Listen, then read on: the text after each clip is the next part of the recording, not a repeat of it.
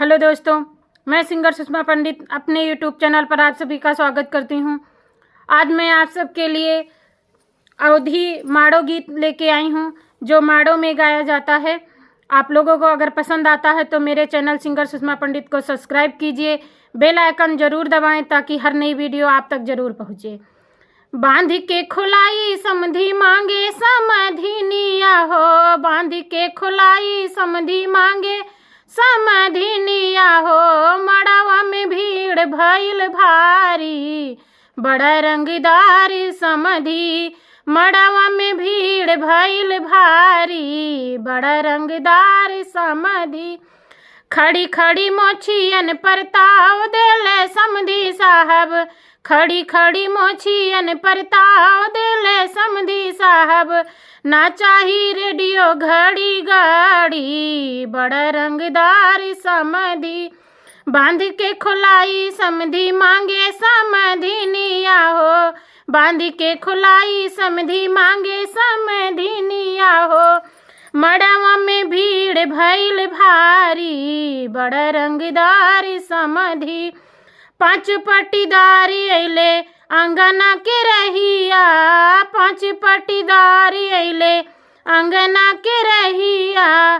बुआ सुहागिन मुँह पोती दीही दहिया, बुआ सुहागिन मुँह पोती दीही दहिया।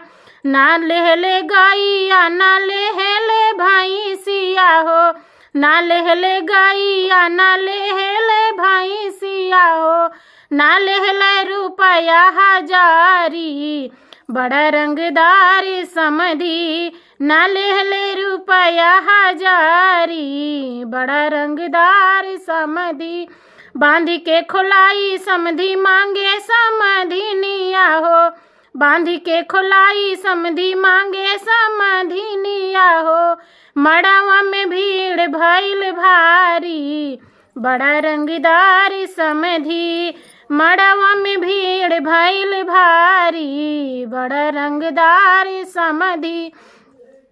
पांच पटीदारी अइले अंगना के रहिया, बुआ सुहागिन मुँह पोती दीही दहिया, बुआ सुहागिन मुँह पोती दीही दहिया। ना लेहले गैया ना लेहले भैंसिया हो, ना लेले गैया ना लेहले भैंसिया हो।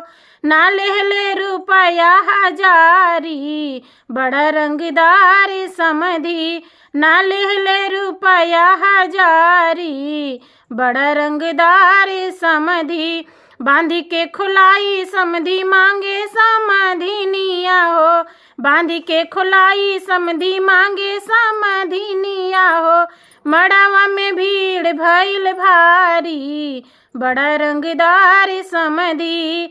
मड़वा में भीड़ भइल भारी, बड़ा रंगदार समधी।